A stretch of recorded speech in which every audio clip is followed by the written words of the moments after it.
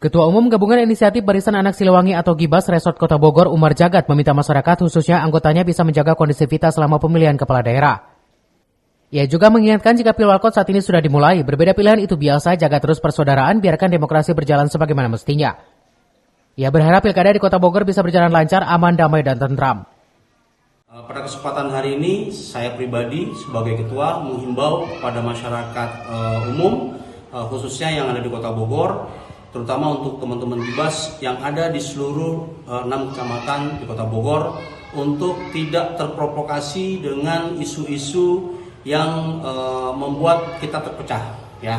Apalagi ini sudah mendekati pilwalkot, ya.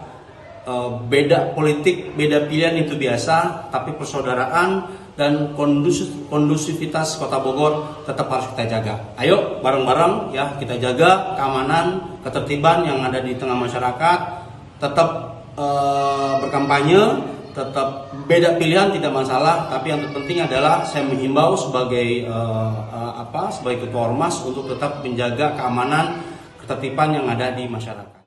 Dari Kota Bogor, Cevi Suryadi melaporkan.